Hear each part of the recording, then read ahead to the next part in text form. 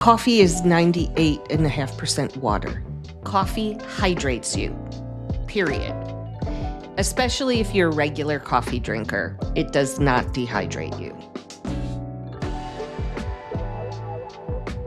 Hello, everyone. You're now watching the Health First Coffee Podcast. I'm your host, Jordan River, and I want to thank you for tuning in again today. With me, as always, is Chief Learning Officer at Purity Coffee, Ildi Revi. How's it going, Ildi? Hi, happy to be here. Thank you so much for joining me today. And I'm coming out of the gate a little bit hot here for this episode, pardon the pun.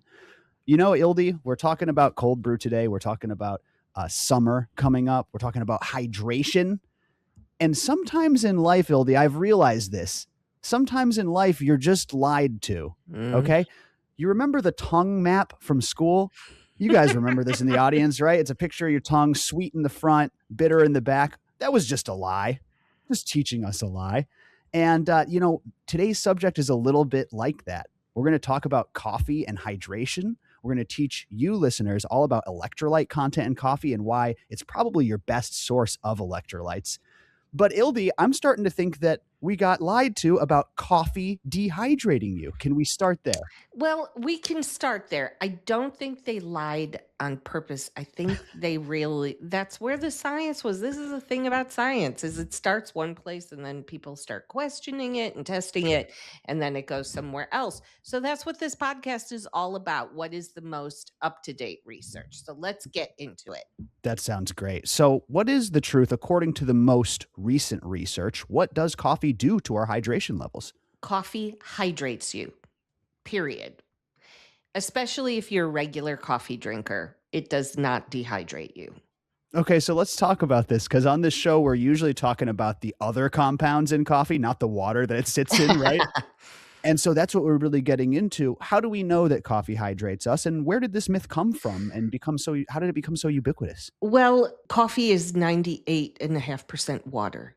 Mm-hmm. So when you're drinking a cup of coffee, only 1.5 to 2%. If you're drinking an espresso or a really thick cup of coffee, then it's more. But coffee is primarily water, the way most people drink it, and coffee contains a lot of the micronutrients that are in electrolyte mixtures. Mm-hmm. So this is where we have to really look at the details. Talk to me about the studies that you've looked at that just prove that coffee does increase the hydration levels of humans.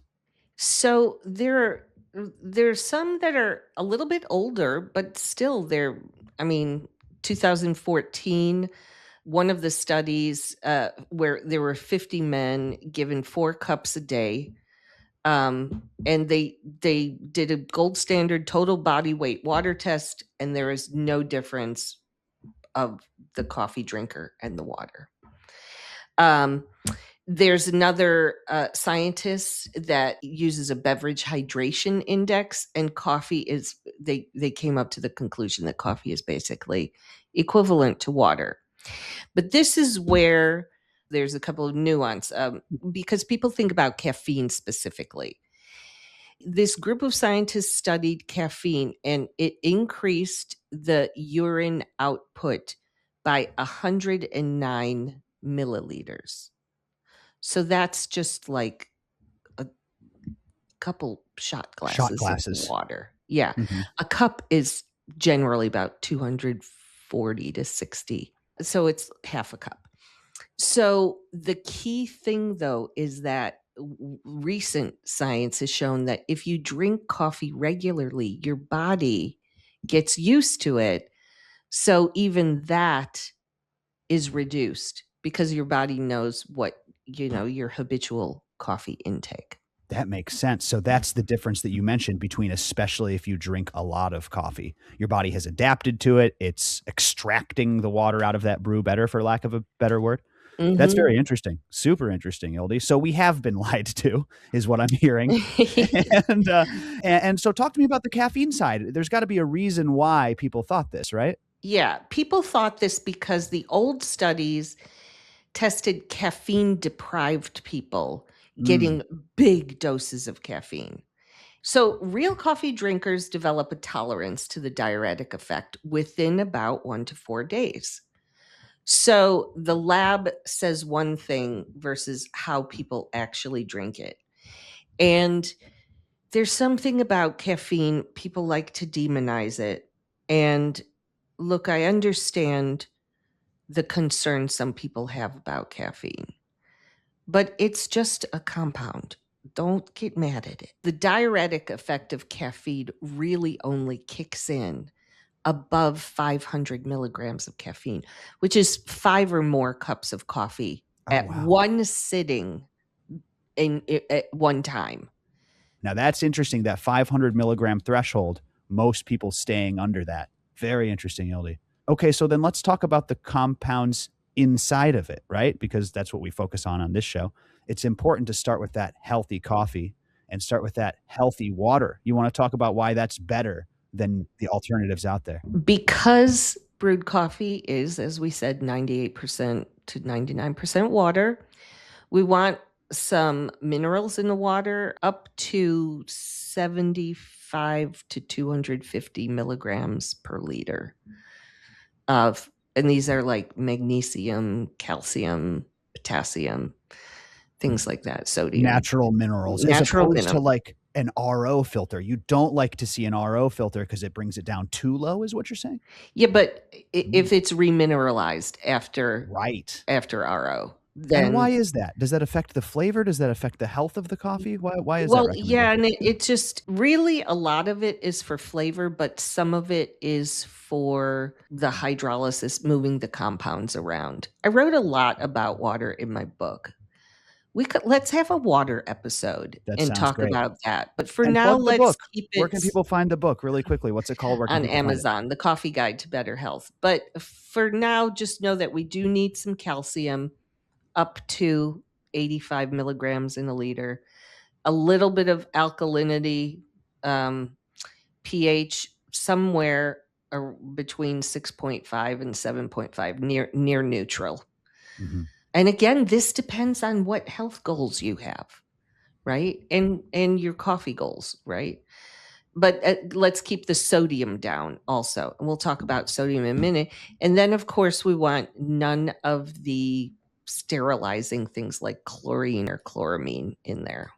Oh, because yeah, that can be really problematic, that chloramine being a more stable version, doing the same thing that chlorine does, in tap water. Again, is that just a flavor issue for you, Ildi? You don't wanna taste that chlorine? Well, we definitely don't want to taste it. And municipal taps regularly flush their water lines with it. And they do it for public health reasons. Mhm. They want to kill the pathogens because they don't Wanna fully, get people some of sick. them don't break down under boiling. You've got to boil for a long time. But long-term exposure to them, they've shown it has increased risk of bladder cancer and certain cardiovascular disease. The EPA put out something in 2020 talking about this. So in coffee, even trace amounts react to some of the aromatics in the beans and some of the bioactive compounds.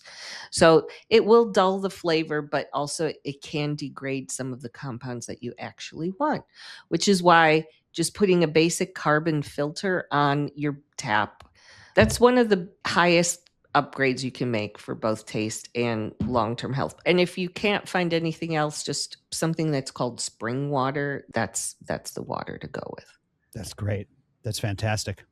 You know, with summer coming up and on the subject of hydration, talk to me about electrolytes, okay? You mentioned some of these minerals. Why is coffee one of the best sources and maybe a better alternative than the actual electrolyte drinks that are out there on the market? Yeah, so I got one of those drinks the other day, and let me see what's in it here. And I looked at it and I'm like, wait a second. Look, it has niacin in it. It's vitamin B3, and Mhm. coffee has niacin. Biotin, coffee has some biotin also. Theanine niacinamide, which is vitamin B3. A lot of people don't realize how much mineral content is in coffee. Coffee has potassium, it has magnesium, it has small amounts of calcium and phosphorus. So it's got these electrolytes in it. An electrolyte is just a mineral that dissolves in water and it carries an electrical charge. Your body uses them for nerve firing, contracting your muscles, balancing your fluids outside your cells, inside and outside. Those are the main ones. And sodium. So if you take a 15-gram serving, and I'll speak just for our coffees because I know our coffees, and we lab test our coffees, and we look for these minerals, we look for these micronutrients.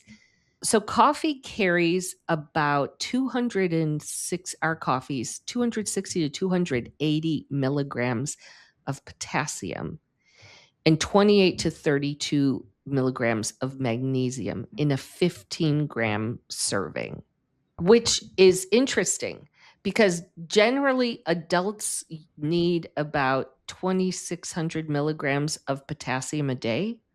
So if we're getting 260 to 280 milligrams in our cup of coffee, we have 3 cups of coffee a day. It's a third of our magnesium that's required in our diet just from our morning brew of coffee. Now, I knew that there were minerals in coffee, but I did not know there were that many electrolytes in coffee. That's pretty wild.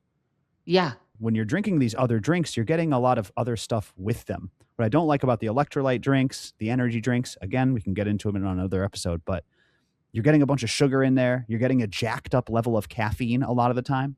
So personally, this is just me personally, I like to opt for an option from nature if I can, whenever I can, as opposed to going for something that was kind of put together and loaded with sugar and things like that. You know what I mean?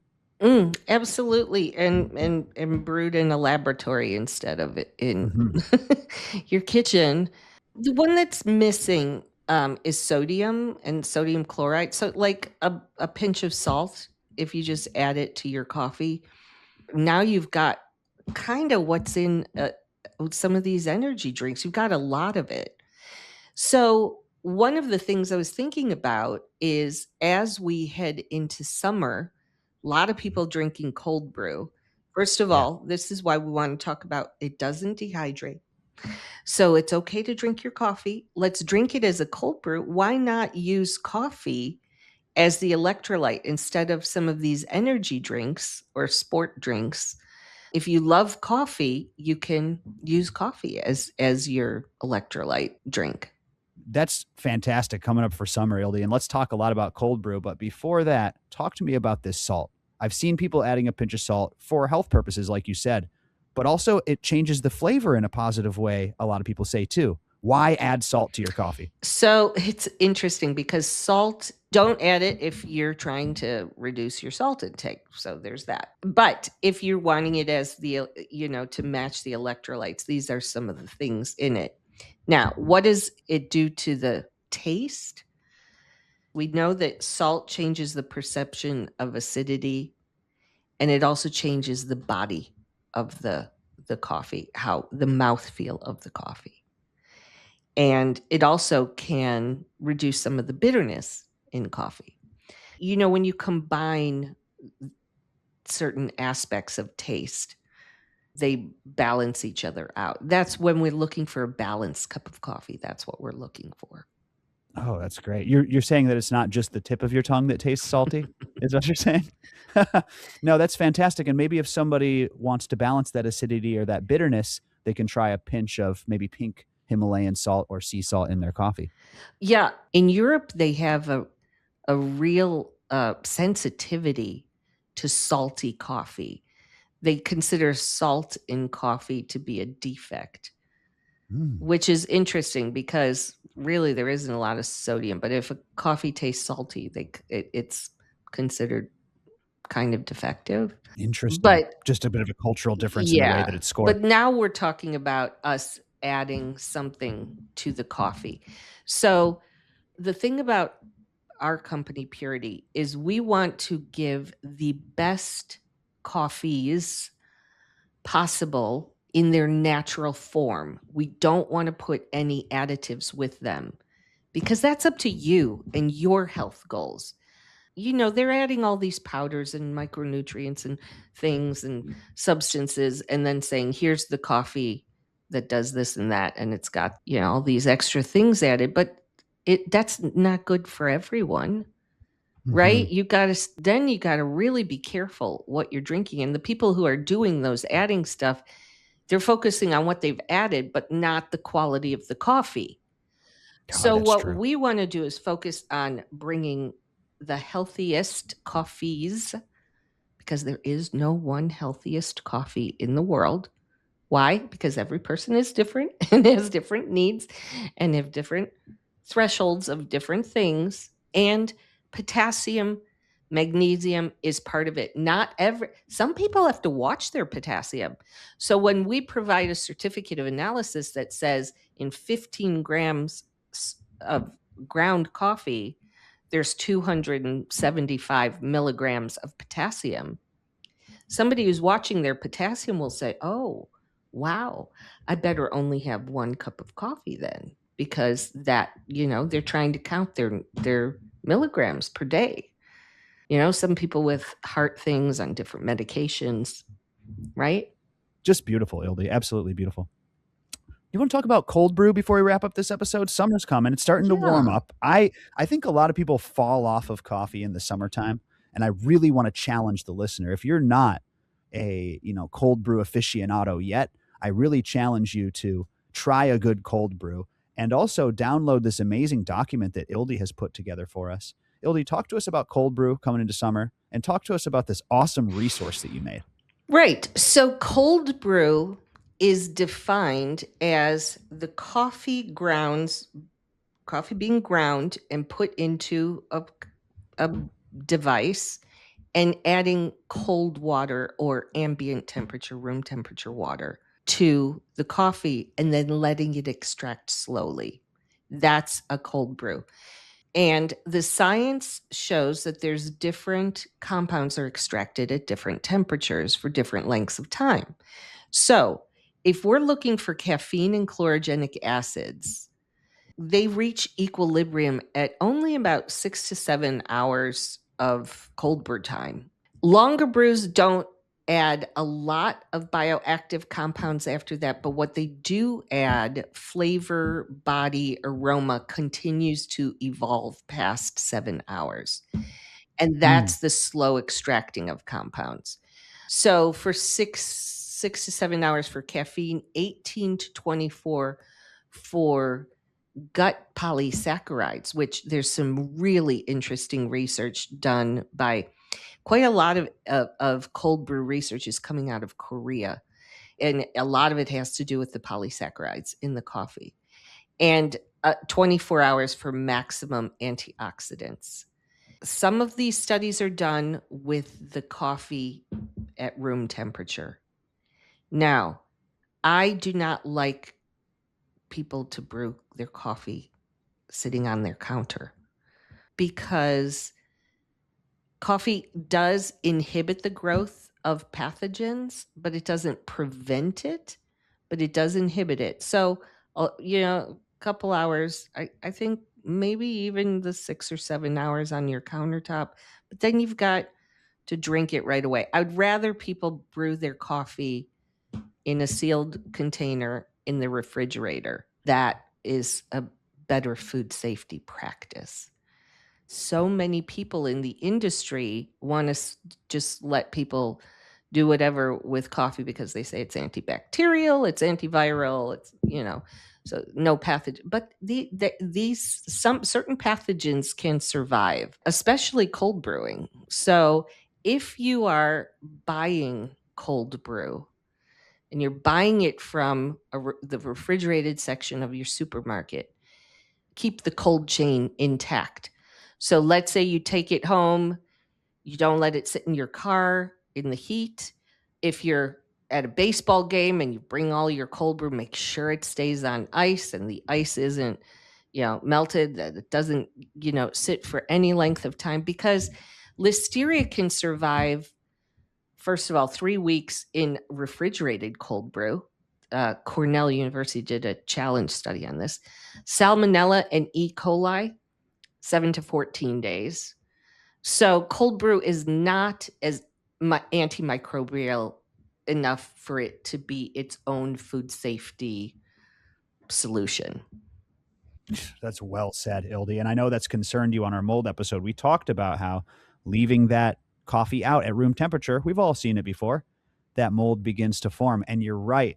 just because something has the ability to fight off mold doesn't mean that it's invincible. Mold, I spoke to a mold pathogen expert once, and he said this: it's one of the oldest, most successful species on this planet.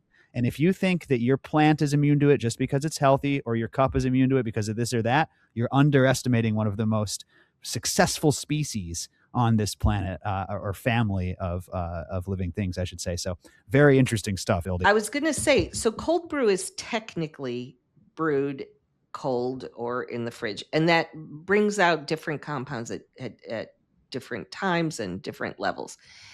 Mm-hmm. You have the option to brew your coffee hot and stick it in the fridge once it cools down a little bit. So one thing I like to do is make a very strong pot of coffee. I like my coffee hot brewed, and I like the way my hot brewed coffee tastes when it's cold. I've also cold brew coffee, and I do like that, but I just kind of like hot brewed coffee that's already been cooled off.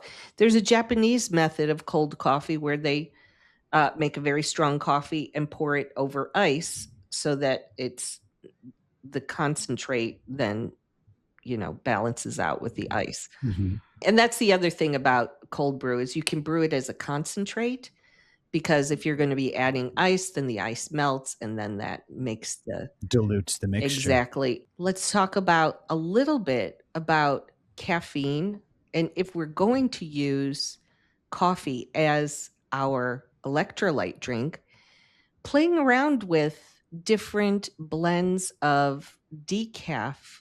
And again, it uses natural processed decaf, like we at Purity do a couple different natural decaffeination process methods. And we use very fresh coffee that we send directly to the decaffeination facility. So it's super fresh, super high quality. You want to use a high quality decaf, but if you're worried about having too much caffeine, but you love the taste of coffee, this is where I think the magic can be with drinking coffee as an electrolyte. That decaf coffee, keeping the caffeine levels low and then playing with these other compounds. Did you put together a whole resource about this with recipes and everything that the listeners can find in a link in the description below? That's exciting. Thank you, Ildi. And I added some things like, so for people who have stomach issues, I gave, one sort of recipe.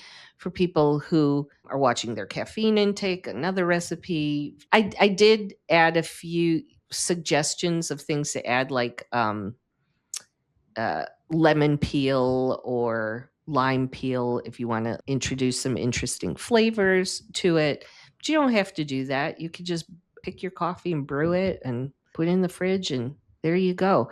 And the paper also has, because we lab test our coffee, so I've put in there the micronutrient levels for each of our coffees. Oh, that's when cool. They're both roasted dry, 15 grams, but also what's in the dry coffee doesn't always end up in the cup. So when you're cold brewing, sure, and you're brewing for 7 hours to 24 hours, you're extracting as much as you can, but there's an equilibrium that happens. But when you're hot brewing, there's different levels of extraction because you're only brewing for a few minutes, and it's temperature. So temperature impacts extraction, the grind size, the water quality, the brewing method, how much agitation there is. There's lots of things that impact extraction. So with this, I've put into the paper what you might expect in terms of a percentage of what extracts based on which method you've brewed, so that you could estimate exactly how much potassium, magnesium, calcium, biotin you're getting from 15 milligram single serving of ground coffee. I don't know anyone else who does a guaranteed analysis on the mineral content of their coffee. I just want to say that gets me so excited. I know there's coffee nerds out there. There's health aficionados out there who appreciate that too.